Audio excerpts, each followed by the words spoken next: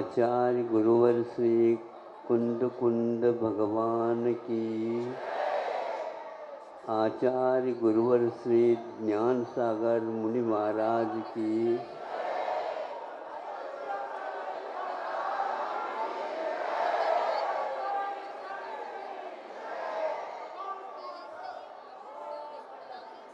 महोत्सव के निमित्त से यहाँ पर संघ का भी आना हुआ। सर्दी का समय था, इसलिए धूप थोड़ी सी मिलती थी, उसी में से उपयोग करके प्रातः काल और संध्या काल में शाम मध्याह्न में भिन्न भिन्न विषयों के ऊपर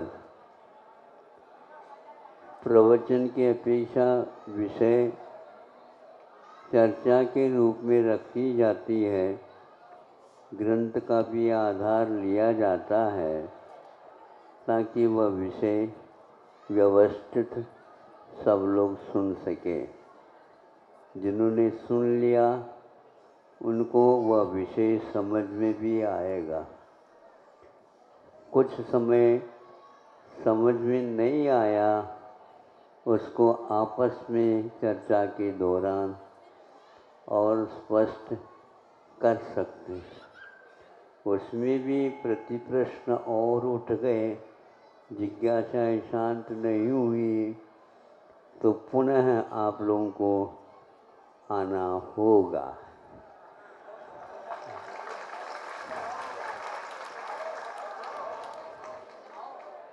फिर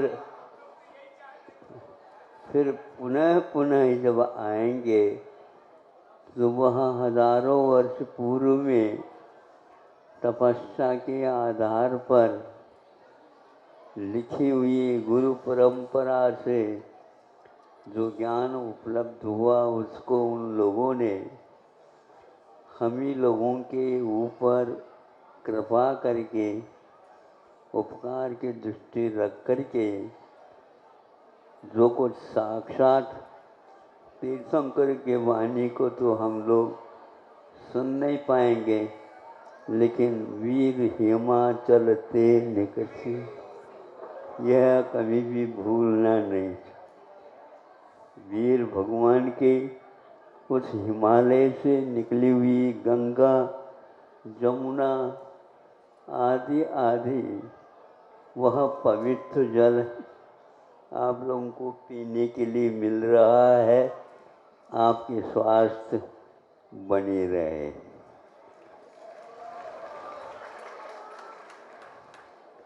जितने भी मतांतर होते हैं वे प्राय करके एक दूसरे से टकराते हैं। विद्वत वर्ग परिश्रम करके उसका संपादन करके रखा है, जो प्राकृत और संस्कृत में है। परिश्रम करके उन्होंने हिंदी में अनुदित किया, अपनी भाषा में अनुदित किया।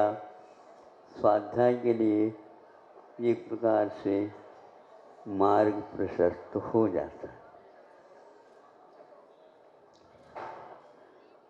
हम साक्षर की बात न करके बिना साक्षर, बिना पढ़े भी सम्यक दर्शन, सम्यक ज्ञान, सम्यक चारित्र को प्राप्त कर सकते हैं। यह तत्पर सूत्र के आधार पर मैं बोल रहा हूँ। विद्वत लोग इसको गहराई के साथ समझे। ये चालू करता हूँ। यद्यपि यह विषय संघ के सामने और आधिकारियों के सामने भी, आश्रमों के सामने भी, सब जगह हमने सुना करके भेजवाने का भी पुरुषार्थ किया। तो इन लोगों के पास सुने हुए तो हैं ही, किंतु कुछ ऐसे भी सुनते हैं जो सुन करके ज्यों का त्यों उसकी पोथी का भी निर्माण कर लेते हैं। जब उसको सुनते हैं तो ऐसा लगता है कि एक निधि कालांतर में भी आप सुनना चाहें, स्वयं सुनते हुए दूसरों को भी जैसे अभी सुन रहे हैं वैसा ही आप लोगों को मिलेगा। अब देखो, तत्व ज्ञान की बात आती है तो तस्य भावो तत्वम ऐसा कहा। वस्तु का क्या भाव में धर्म है, उसका नाम तत्व कहलाता। ये एकांत नहीं है।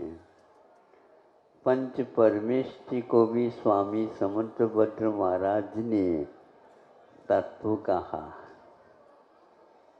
यही है, इतना ही है, कम नहीं और बेशी मैंने बढ़ोतरी लेकर के भी नहीं।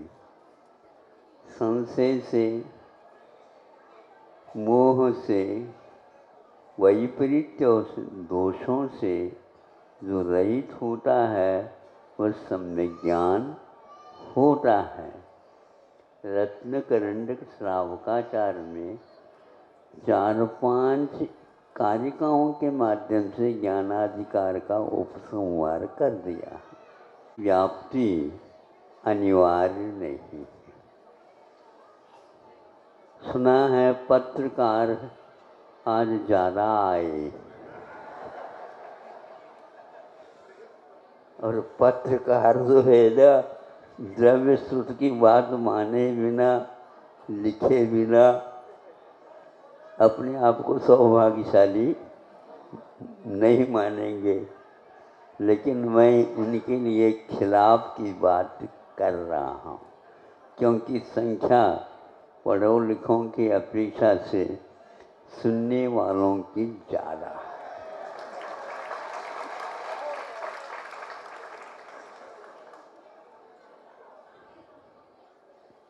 आपको जो बात खटकेगी लेकिन वह भीतर बहुत ही आपको पुचकार करके आपकी नींद को कम कर देगी। महाराज जी ने आज ये क्या कहा, हमने पहले कहा तत्वार सूत्र के आधार पर करना। महाराज तत्वार सूत्र तो है, लेकिन इस प्रकार के भावाभिव्यक्ति के लिए पंक्ति कहाँ पर लिखाया?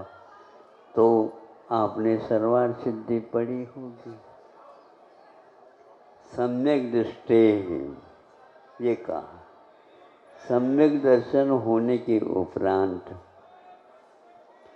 उसके पास सम्यक ज्ञान रह भी सकता है और नहीं भी रह सकता। सम्यक ज्ञान सम्यक दृष्टि के लिए अनिवार्य है, ये भी कहा है। और आप यहाँ पर सम्यक ज्ञान की व्याप्ति सम्यक दर्शन के साथ नहीं कह रहे हैं।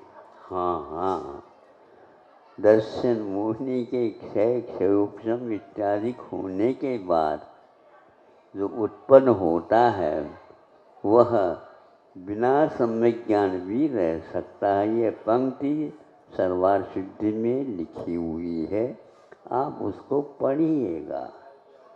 क्योंकि आपको यहाँ पर सुन रहे हैं ना, वो वहाँ पर शब्द भी मिलेंगे, तब आपको लगेगा कि हाँ, ये विश्वास हो गया कि हम समझते थे सम्यक ज्ञान के बिना सम्यक दर्शन रह नहीं सकता। नहीं, सम्यक ज्ञान के बिना भी सम्यक दर्शन रह सकता है। उत्तरत्रम भजनीयम पूर्वम तो नेतम उत्तरम तो भजनीयम। ये राजवार्तिक कारण है, घंटी लगाते हुए जय घंटा नहीं समझे आप, उसको सुनिए, आनंद आएगा। अकलंग देव ऐसे मानने वाले नहीं हैं, तो उनके आधार से तो मैं भी कैसे मानने वाला हो सकता। पक्का है ये सभी जो तालियां जो बज रही है, जो हमेशा हमेशा अरे तुम तत्व की बात तो करते नहीं, तुम तत्व की बात तो करते नहीं, पूजन है, अभिषेक है, आचार्यत्व है, वो नियम है, ये नियम है, इसमें इनमें सम्यक दर्शन नहीं है, ये मानना ही एक प्रकार से गलत है। क्योंकि सम्यक दर्शन ऐसा है ही नहीं जैसे हम मानते हैं। एक बीच में आपको और झकझोर करेगा। सुन रहे हो आप लोग? संक्षेप से सुना रहा हूँ, आप विस्तार के साथ इसका विश्लेषण कर लेना। क्या था? तो वह यह है,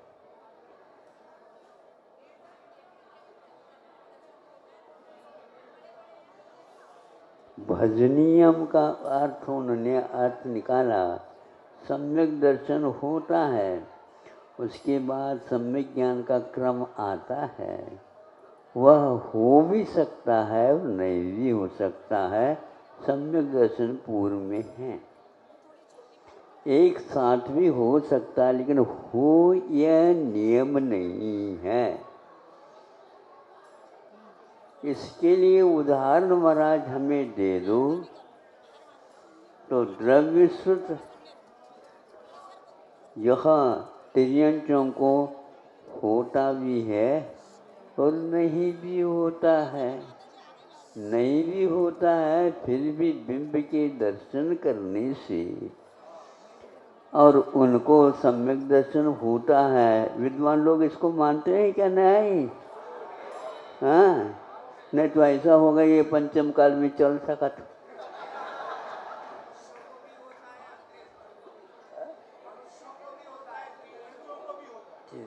हाँ, तो इसीलिए जो सम्यक दर्शन के साथ सम्यक ज्ञान की व्याप्ति मानते हैं, उनके लिए अकलंग देव कहते हैं तत्व भजनीयम। हो भी सकता है, नहीं भी हो सकता है। सम्यक ज्ञान के उपरांत भी सम्यक चारित्र हो भी सकता है और नहीं भी हो सकता। लेकिन ये ध्यान रखना, सम्यक चारित्र जिसके पास है उसके पास अनिवार्य रूपेण सम्यक ज्ञान और सम्यक दर्शन, ये दोनों अवश्य हैं। संक्षेप किंतु ताली बजाने योग्य यह विषय है, अपने आप स्पष्ट हो रहा है। हो रहा है क्या नहीं? इतना ज्यों का त्यों सुन करके एक एक अक्षर एक एक शब्द का आपको दूसरे के सामने भी रखना है और इस प्रवाह को बंद करने के लिए यह आप लोगों का कदम होगा। अब जहाँ जहाँ कहीं भी स्वाध्याय करेंगे यह विषय अवश्य रहना चाहिए। अब हम सर्वार्थ सिद्धि का तो उदाहरण दे दिया महाराज। शास्त्र तो बहुत बड़े बड़े और कर्म सिद्धांत, जीव सिद्धांत बहुत और लोक सिद्धांत बहुत भरा हुआ है। उसमें से कुछ आधार बता दूं। अकलंग देव कभी भी, सर्वार्थ सिद्धिकार कभी भी बड़े बड़े आचार्यों के प्रवाह को रोकने वाले नहीं, उसमें अवगाहित होने वाले। उन्होंने कहा भवनत्रिक से कोई भी यहाँ पर आकर के जन्म लेता है, आ गया सम्यक दर्शन पूर्वक वह यहाँ आ सकता। सम्यक दर्शन पूर्वक भुवनत्रिक में नहीं जा सकता। सुन रहे हो? हाँ, सम्यक दर्शन नहीं है तो वह भुवनत्रिक में जा सकता। सम्यक दर्शन लेकर के भुवनत्रिक में जन्म नहीं लेगा, लेकिन भुवनत्रिक यहाँ पर जन्म लेगा, उस समय सम्यक दर्शन साथ ले आ सकता। नहीं समझे? बहुत बड़ी ने गहरी बात है ये। किंतु सम्यक ज्ञानम तो भजनीय। सम्यक ज्ञान वह यहाँ पर आने के उपरांत उत्पन्न करें, ये कोई नियम नहीं है। षटखंड आगम का ये सूत्र है। आप बीच में बोलिए नहीं, आप सुनिए, कालांतर में आपको बहुत लाभ होगा, नहीं तो अंतराय कर्म बांध करके चले जाओगे। हाँ, कि वह एक प्रकार से ये कहना चाह रहे हैं, सम्यक ज्ञान यानी एक प्रकार से द्रव्य श्रुत, जो कि जिनवानी मानी जाते। जिनवानी का ज्ञान उसे पद अक्षर के साथ हो, ये कोई नियम नहीं, भजनी है। सम्यक दर्शन तो यहाँ पर आकर के उत्पन्न कर सकता है। हाँ, अब यही केवल मत ज्ञान के साथ तो हो गया, मत ज्ञान वह, किंतु द्रव्य श्रुति के साथ नहीं हुआ। यह सत्वार सूत्र ही नहीं, यह तो षटखंड आगम सूत्र के साथ लगाओ। धवला पिता में यह आया है, तो अब छठवीकुटा इसके लिए तत्वार सूत्र क्या कह रहे हैं, ये भी आधार आपको देंगे। आप सूत्रकार ऐसे कह करके छोड़ दे, संक्षेप होता, ऐसा नहीं है।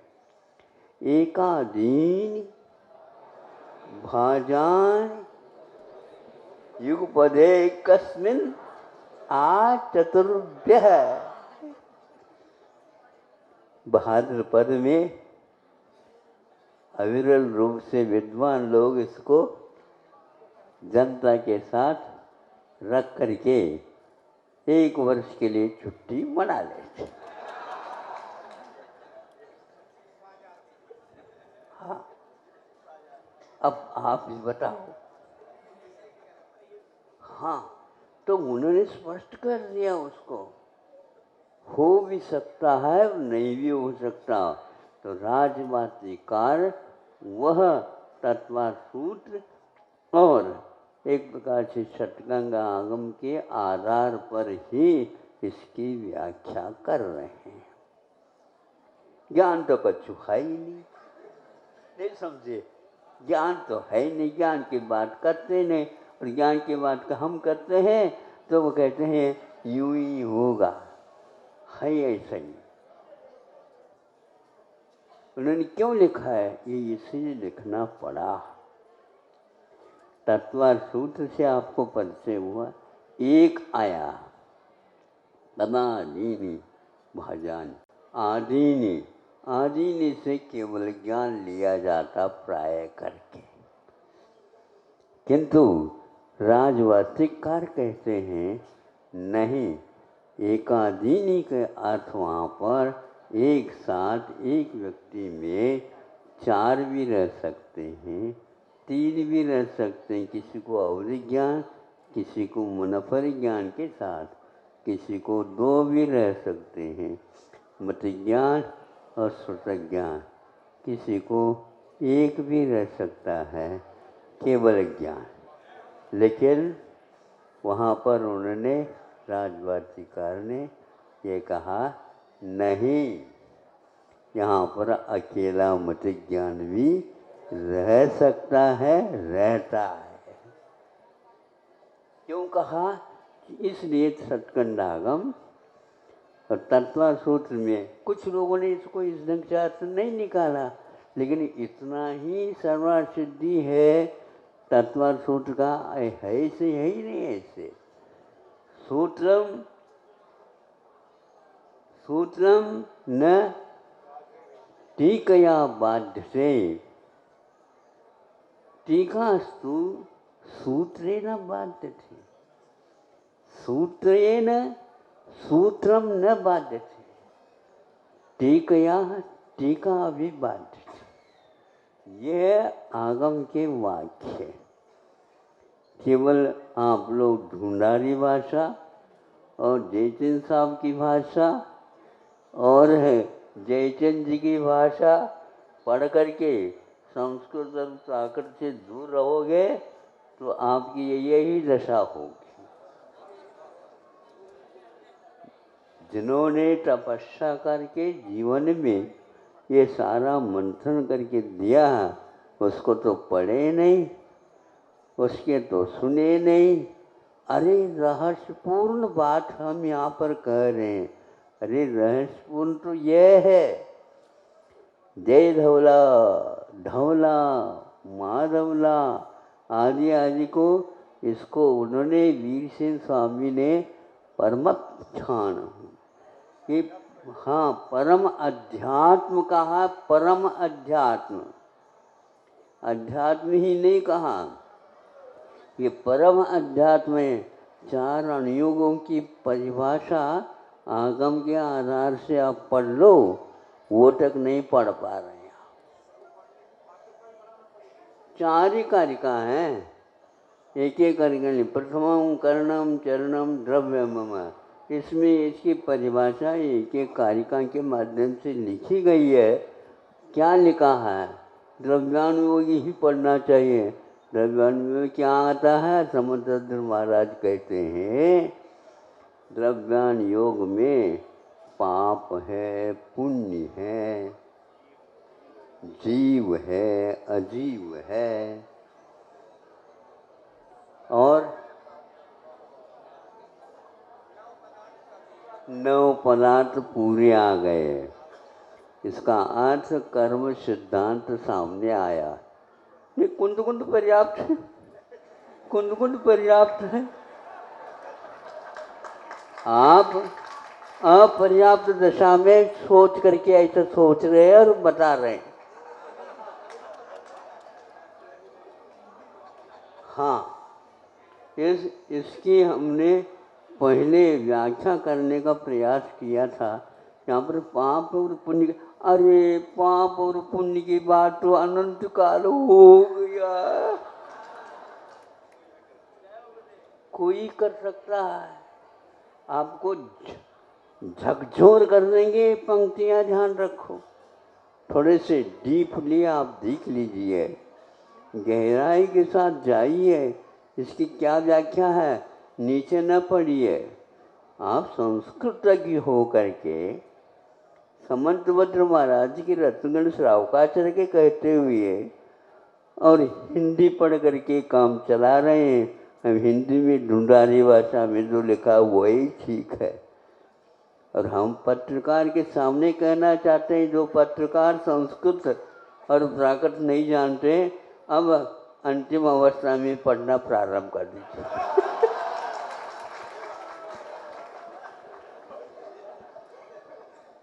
और हमारी बात आपको उल्टी लग रही हो तो आपका जो जो खाया हुआ है ना, वो सब उल्टी करा देगा। और वही सारी बातें आप अपने पत्रिका में अवश्य देंगे, क्योंकि आपको अच्छा मिल गया, आपका पेट साफ हो गया दवाइयों के द्वारा। दूसरे के ऊपर भी आप करुणा अवश्य करेंगे। कहे सीख गुरु करुणाधार, पत्रकार परम करुणाधार होते हैं, ऐसी हमारी धारणा है, ताकि वो समझ सके हम वस्तुतः का पत्रकार करुणाधारक है क्या नहीं है।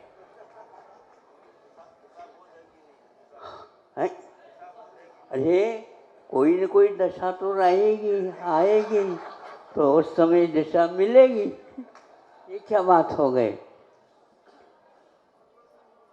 अब ये इस प्रकार हम सोचते हैं कि तत्वार्थ सूत्रकार, सर्वार्थ सिद्धिकार, अकलंक देव भट्टाकलंक, करोड़ों करोड़ों व्यक्ति भी आ जाएं और शास्त्रार्थ करना चाहें तो आ जाओ,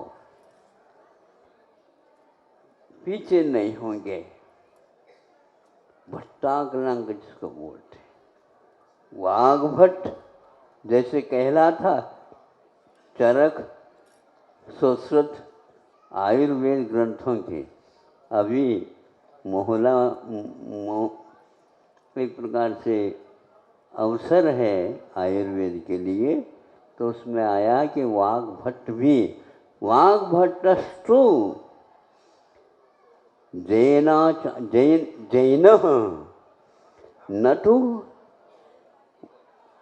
न तो सौगतः, वह सुगत नहीं है, वह बौद्ध नहीं है, वह है वाग्भट जैनाचार्य। कहाँ आयुर्वेद के ग्रंथ का बड़े अष्टांग हृदय के व्याख्याकार ने 8 प्रकार के वाग्भट हुए हैं, इतिहास खुला हुआ, लेकिन बिल्कुल आयुर्वेद का रसायनम विदंतो, हर बात हर शब्द को आप आचार्यों के थोड़े समय दीजिए, विश्वास रुचि के साथ देख लीजिए। विश्व पीड़ित है आयुर्वेद के प्रयोग के अभाव में।